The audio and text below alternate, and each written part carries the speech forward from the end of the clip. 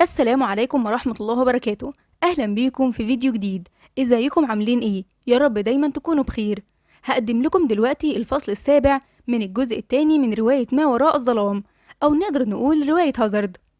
بس للأسف مش هقدر ابتدي الفصل بالكومنتات بتاعتكم زي ما كنت بعمل قبل كده، لأني بسجل الفيديو ده وأنا لسه ما نزلتش أصلا الفصل اللي قبله. يعني عندي مشكلة كده في النت بصراحة، ولسه ما نزلتش الفصل اللي فات، سجلته برضو زي ما أنا بسجل ده، وأصلا لسه النت ما جاش. بس إن شاء الله يعني أول ما النت يجي هجدولهم وأظبطهم وأنزلهم في مواعيدهم مظبوط كده، أيام الحد والتلات والخميس الساعة 5 زي ما احنا كنا ماشيين.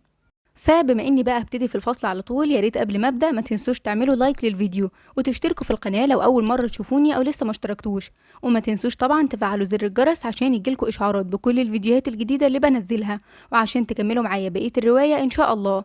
ويلا كلنا دلوقتي نصلي على الرسول عليه افضل الصلاه والسلام، ويلا بينا نبدا. وقفنا في الفصل اللي فات لما ياسمين كانت قاعده في المكتب بتاعها ومالك كان قاعد معاها، لما ياسمين كانت تعبانه وعندها صداع ومميله على المكتب ومغمضه عينيها، ومالك راح قرب من الكرسي اللي ياسمين قاعد عليه ووقف جنبها وحط ايده على كتفها. اول ما ياسمين حست بيه جسمها اتنفض ورفعت وشها، لقت نفسها واقفه في مكان مختلف،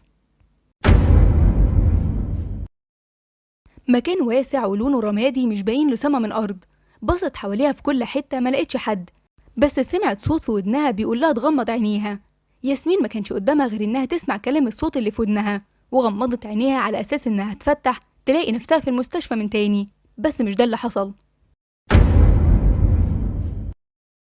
ياسمين لما غمضت عينيها وفتحت لقت نفسها في مكان جميل، أرض خضرة وفي بحيرة والسما زرقاء وصافية، وفي صوت عصافير مالي المكان.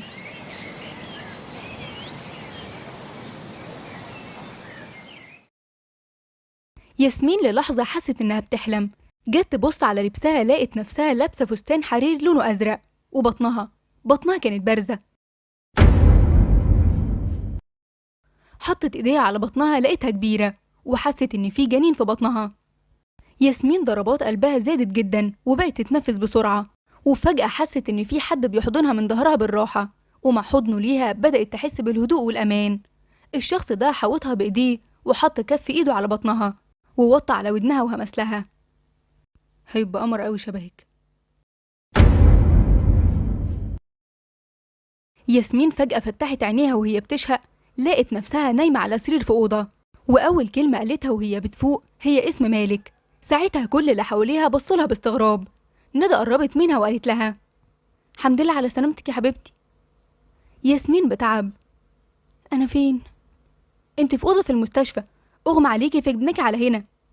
وهنا حبيبة اتدخلت وقالت: أنا بعد ما سبتك في المكتب شوية ورجعت لقيتك مغمى عليكي في الأرض. ياسمين بتعب شديد وصوت واهن: مالك هو فين؟ حبيبة سألتها باستغراب: مالك ما جاش المستشفى النهاردة أصلا. ياسمين قالت بذهول: نعم، انتي بتقولي ايه؟ وحاولت ياسمين تتعدل وتقعد بس ندى منعتها: يا حبيبتي انتي تعبانة ما تتحركيش دلوقتي خالص. ياسمين تجاهلت كلام ندى وسألت حبيبة: ايه اللي بتقوليه ده يا حبيبة؟ زي ما بقولك كده، انا مستغربة انك بتسألي عليه اصلا، هو عمل حاجة؟ ياسمين بصوت واطي ومش مفهوم بالنسبة للي حواليها: يعني ايه ما جاش النهاردة؟ ندى اتكلمت وقالت لها: ياسمين حبيبتي ارتاحي دلوقتي خالص، ما تفكريش في اي حاجة، ارتاحي انتي بس. حبيبة استأذنتهم وخرجت، وندى جابت كرسي وقعدت جنب ياسمين. مالك بقى يا حبيبتي، احكي لي ايه اللي حصل. مش فاكرة حاجة، انا بيجرالي ايه؟ وعينيها اتملت دموع وبدأت تعيط. ندى قامت قعدت جنبها على السرير واخدتها في حضنها وبقت تهدي فيها: ما تعيطيش يا حبيبتي، اهدى بس وكل حاجة هتبقى كويسة. ياسمين مسكت في ندى وحضنتها جامد. نروح لمكان تاني وهو بيت ياسمين. عمر قال لها بابتسامة: ينفع كده تقلقين عليكي بالشكل ده؟ ياسمين ابتسمت ومردتش. سمية مامة ياسمين هي اللي اتكلمت وقالت: ما تقلقش عليها بقى خالص، انا من النهارده مش هسيبها. بس زينب مامة عمر قالت لها: وانا رحت فين؟ وندى اتدخلت بضحك وقالت لهم: احنا نبات معاها احنا التلاتة وخلي عمر في شغله بقى. وقعدوا يباركوا لياسمين ويهزروا معاها شوية، وبعد مرور شوية وقت ما فضلش في الأوضة غير ياسمين وندى. ندى سألت ياسمين: تحبي أعملك حاجة تشربيها؟ شكرا يا حبيبتي، تسلميلي. طب ما بتتوحميش على حاجة كده ولا كده؟ لسه بدري على الكلام ده يا نودي. لا بدري ايه، هو الوحم بيبقى في الاول كده وانتي في الاول اهو. طيب يا ستي، بس لسه مش حاسه ان نفسي في حاجه برضه، ده احنا لسه عارفين النهارده يا نودي. طيب يا ستي، اول ما يبقى نفسك في اي حاجه بصي اي حاجه كده شاوري كده بس وهخلي عمر يجيبها على طول. ارمي على عمر كمان، اصل هو ناقص اصلا. يا اختي هو هيجيب لحد غريب؟ ما هو لبنته او لابنه. قال قولي لي يا ياسو، انت نفسك في بنت ولا ولد؟ ياسمين فضلت سرحانه وما ردتش. ياسو رحتي فين؟ ها معاكي. معايا ايه بس؟ ده انت رحتي في حته تانية خالص من اولها كده. معلش يا ندى، ممكن تسيبيني لوحدي شويه؟ لا اسيبك ايه، انا قاعده على قلبك. طب انا عاوزه انام شويه. انت بتطرديني؟ ندى محتاجه اقعد لوحدي شويه بجد. هو ايه يا اختي ده فجاه كده؟ خلاص براحتك زي ما تحبي. وقامت ندى خدت بعضها وخرجت من الاوضه، وسابت ياسمين قاعده على السرير لوحدها. ياسمين فضلت قاعده مكانها على السرير بتتابع بعينيها ندى وهي خارجه من الاوضه. واول ما باب الاوضه اتقفل ياسمين غمضت عينيها وبدات تفتكر في الاحداث اللي مرت، وتفتكر صدمتها لما قالوا لها انها حامل فعلا، وبقت تفتكر في الشخص اللي بيجي لها في الاحلام كتير، واللي مؤخرا بقت تحس ان هو نفسه مالك زميلها في الشغل، او ان الشخص اللي بيجي لها في الاحلام ده بيتشكل على هيئه مالك مثلا. وبقت تحاول تربط اي احداث ببعضها لكن مش عارفه. كل اللي عارفاه ومتاكده منه انها حامل، وغالبا حامل في ولد. اي حاجه تانية دلوقتي مش مهم، الاهم عندها دلوقتي انها تاخد بالها من نفسها وتحافظ على البيبي الجديد اللي ربنا رزقها بيه. وعدى شويه وقت وياسمين نامت من كتر التفكير. وبقت تمر الايام والاسابيع والشهور لحد ما عدت الشهور الاولى من الحمل على خير، ومفيش اي حاجه تانية مش طبيعيه حصلت لياسمين.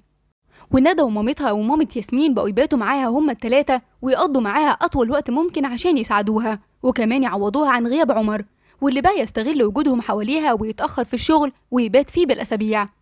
واهتمامه بياسمين قل جدا تحت مسمى انه بيجتهد في الشغل الفترة دي عشان في مولود جديد هيشرف كمان كام شهر وهيحتاجوا مصاريف كتير الفترة الجاية. لكن الوضع ده ما كانش عاجب ياسمين خالص ولا عاجب حد، لحد ما في يوم من الأيام كانت الساعة 12 بالليل وعمر كان نايم جنب ياسمين. ياسمين ندهت عليه وهو كان نايم على السرير ومديها ظهره. عمر ما تستهبلش، انت لسه ما نعستش. عمر لفلها وقال لها نعم يا ياسمين، عاوزه ايه؟ عاوزه اتكلم معاك شويه. ده وقت كلام يا ياسمين، انت شايفه الساعه كام؟ وايه يعني، ما انت ياما بتسهر في الشغل وانا ما صدقت انك نايم معايا النهارده. بس انت عارفه اني تعبان من الشغل ومحتاجه ارتاح. عادي هنتكلم شويه صغننين وبعد كده نام براحتك. انام براحتي فين بس، ما انا عندي شغل مهم بكره برضه. هو ايه اللي شغل مهم؟ ما انت بالنسبه لك شغلك كله مهم. طب اعمل ايه بس يا حبيبتي؟ حبيبتك؟ هو في حد يعمل حبيبته زي ما انت بتعمل معايا كده؟ طب قولي لي اعمل ايه طيب؟ مش كل اللي انا بعمله ده عشاننا وعشان المولود الجديد ان شاء الله؟ اه صحيح، بالمناسبه دي انا رايحه بكره للدكتور عشان اعرف نوع الجنين وعاوزاك تكون معايا. هتروحي امتى ان شاء الله؟ الساعه 4 كده. بس يا حبيبتي، عمر بليز ابقى سيب شغلك شويه بس تعالى خدني هنروح نكشف سوا ومش هنكمل حاجه وابقى ارجع على شغلك تاني. عمر سكت شويه وبعدين قال لها طيب هشوف. بليز يا عمر لازم تيجي معايا، ما ينفعش ما تكونش معايا في لحظه زي دي. ما انا قلت لك هحاول اهو، بس لو معرفتش اسيب الشغل لسبب ضروري ومعرفتش اجي ما تزعليش ماشي؟ وانا واثقه انك ان شاء الله هتعرف تيجي معايا. ايه مش نفسك تعرف انت كمان انا حامل في بنت ولا ولد؟ عمر بنفاذ صبر اكيد نفسي يا حبيبتي، بس يعني ربنا يسهل. ممكن انام بقى دلوقتي معلش عشان يدوب. ياسمين رمت مخده صغيره فيه وقالت له نام يا عمر نام تصبح على خير. عمر شال المخده ورماها على السرير بعيد عنه. وانت من اهل الخير يا حبيبتي. تاني يوم الساعه 3 العصر ياسمين كانت بتلبس وتجهز علشان تخرج. ادخل. ندى فتحت الباب ودخلت وهي بتقول الله الله، ايه القمر ده الجميل، رايح على فين؟ رايحه للدكتور. هكون رايحه فين يعني؟ اه صح افتكرت، النهارده هتعرفي نوع البيبي؟ اه ان شاء الله. طب ايه مش تقوليلي عشان الحق البس؟ لا ما هو عمر هو اللي هيجي معايا النهارده ان شاء الله. يا سيدي يا سيدي، طبعا لازم بابي ومامي يبقى اول ناس يعرفوا نوع البيبي بتاعهم ايه. طول عمرك فظيعه يا ندى. ياسمين كانت بتسرح شعرها فقالت لندى بقولك ايه، الفون على الكوميدينو، خديه كده ورني على عمر، رنيت عليه من شويه وما ردش. حاضر. وراحت على الكوميدينو واخدت الفون ورنت على عمر.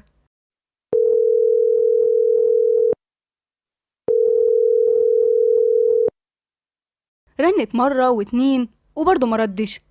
ندى بصت لياسمين وشافت نظرة حزن وخيبة أمل في عينيها. هتلاقيه مشغول بس أو عامله سايلنت دلوقتي، بس طالما انتم متفقين انكم هتروحوا سوا يبقى هيجي، ما تقلقيش. هو هيعدي عليكي هنا؟ يعني كان المفروض يعدي عليا هنا ياخدني ونروح سوا. ندى قالت لها بابتسامة عشان تطمنها. يبقى ما تقلقيش، صدقيني هيجي، هو بس ممكن يتأخر شوية معلش، ما انت عارفة طبيعة شغله. ياسمين بانفعال والدموع في عينيها. يا دي زفت طبيعة شغله، أنا زهقت بجد وقرفت، دي ما بقتش عيشة. وقامت خدت التليفون من ايد ندى وخرجت من الأوضة. ندى مشيت وراها وهي بتحاول تهديها.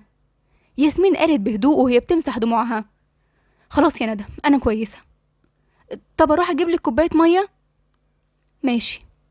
ودخلت ندى على المطبخ عشان تجيب لها كوباية مية، ولما خرجت للصالة تاني ملقتش ياسمين.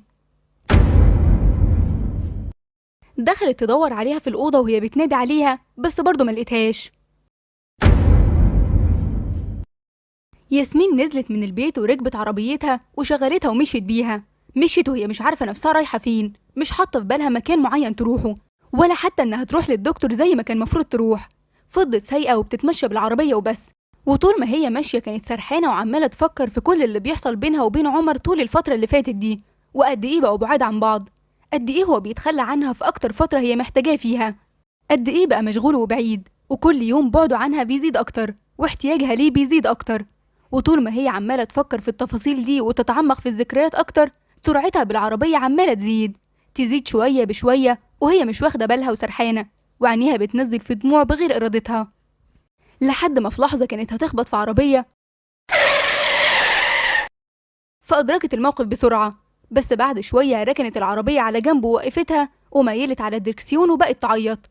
فضلت تعيط كتير فترة مش قليلة، وفجأة اتخضت لما لقت حد بيخبط على ازاز العربية، وقلبها اتنفض اكتر لما لقت ان الشخص ده هو مالك. مالك اللي ما شافتهوش بقالها شهور، ده لانها واخدة اجازة من المستشفى من ساعة ما عرفت بحملها، لان الشهور الاولى دي محتاجة راحة، وكده كده ياسمين مش محتاجة للشغل، هي بس كانت بتسلي وقتها بيه، وفي نفس الوقت بتعمل حاجة هي بتحبها. لكن من ساعة ما عرفت انها حامل كل اللي حواليها اقنعوها انها تاخد اجازة، وبالفعل اخدت الاجازة. ياسمين اتخضت لما شافت مالك واقف قصادها، وضربات قلبها زادت لما افتكرت اخر موقف بينهم. ياسمين نزلت ازاز العربية اللي جنبها بتوتر، واللي كان مالك واقف جنبه، وسألته بارتباك. مالك، انت بتعمل ايه هنا؟ ممكن اركب طيب؟ ياسمين فضلت ساكتة شوية، وبعدين حركت راسها بالإجابة عشان ما تبقاش قليلة الذوق.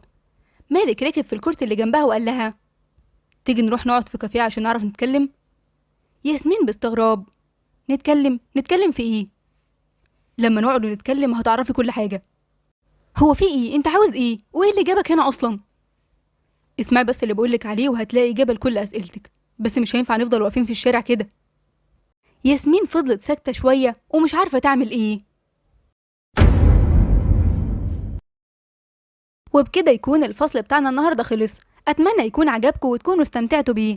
عاوزاكم بقى تكتبولي في الكومنتات، تفتكروا ياسمين هتروح مع مالك كافيه ولا لأ؟ ويا ترى لو راحت معاه هيقول لها ايه؟ يا ريت بقى لو الفيديو عجبكم ما تنسوش تعملوا لايك للفيديو وتشتركوا في القناة وتفعلوا زر الجرس عشان يجيلكوا إشعارات بكل الفيديوهات الجديدة اللي بنزلها، وعشان تكملوا معايا بقية الرواية إن شاء الله. ويا ريت كمان ما تنسوش تسيبولي آراءكم اللطيفة في الكومنتات. ويلا كلنا دلوقتي نصلي على الرسول عليه أفضل الصلاة والسلام. أشوفكم الفيديو الجاي على خير إن شاء الله، والسلام عليكم ورحمة الله وبركاته.